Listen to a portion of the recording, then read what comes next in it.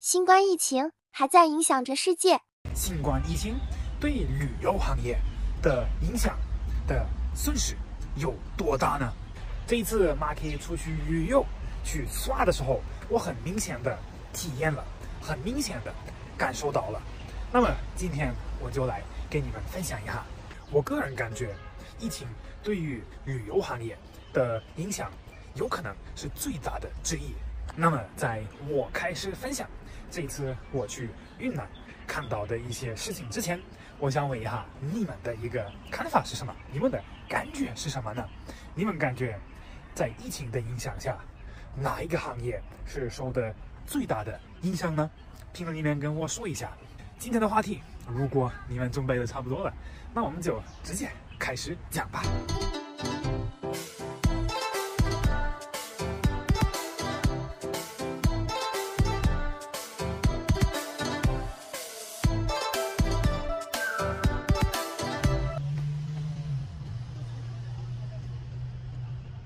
哇，现在又回到漂亮的成都了，当然也非常开心。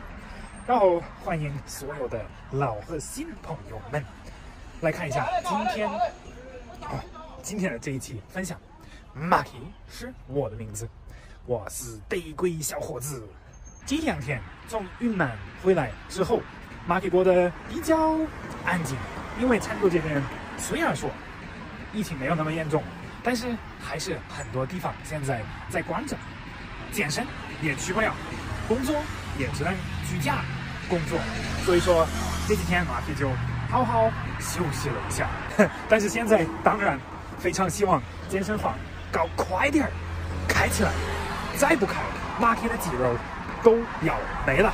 哎，这感觉不好啊。那么我的这个问题可能对我来说是比较重要，但是整体上来说是一个很小的问题。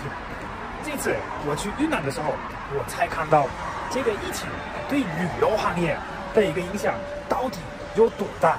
这次我就感觉很深很明显。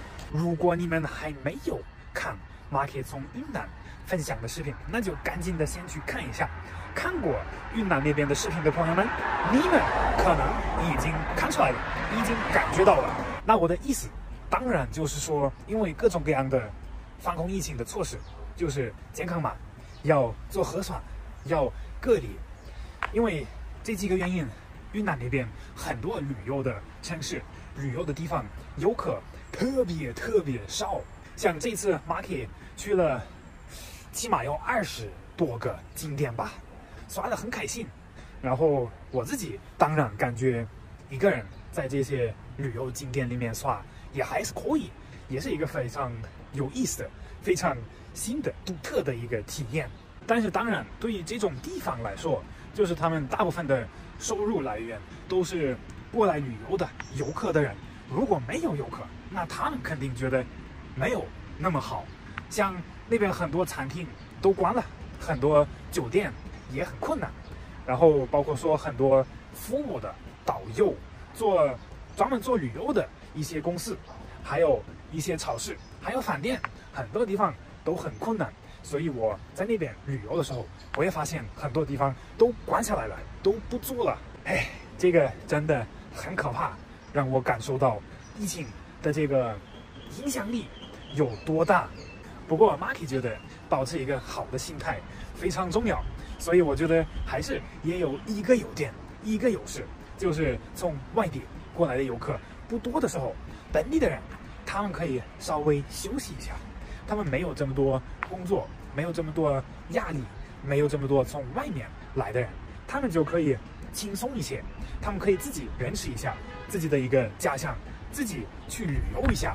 所以说呢，虽然这个影响也挺大的，但是也有一些好的地方，也有一些好的点，可以这样说。但是当然我们还是大家都希望这些事情不要持续太久，希望早一点能控制下来，早一点能恢复正常，早一点云南那边游客可以多起来。那么肯定很多朋友们在想，毕竟现在措施那么严格，到处都是疫情，马克是怎么会到成都这边来的呢？这个事情马克当然也要告诉你们。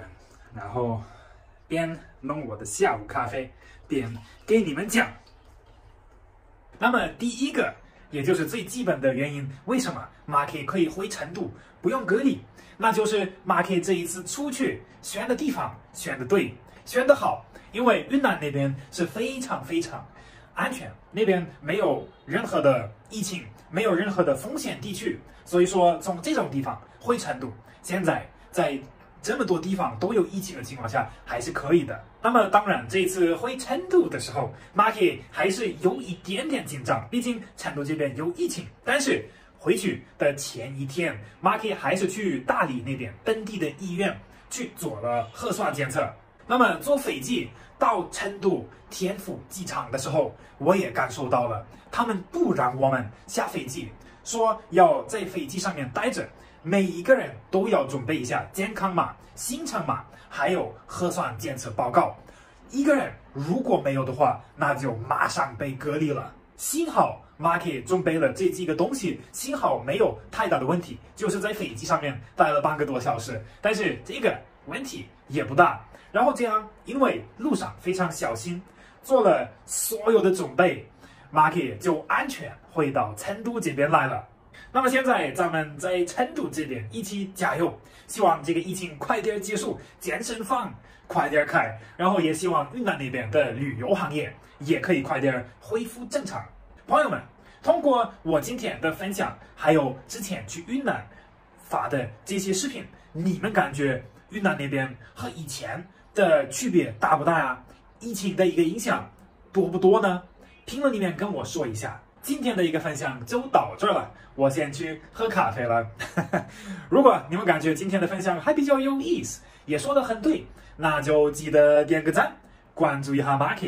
如果你比较喜欢看马克的视频的话，那就在下一期视频又过来看一下我要去哪里耍。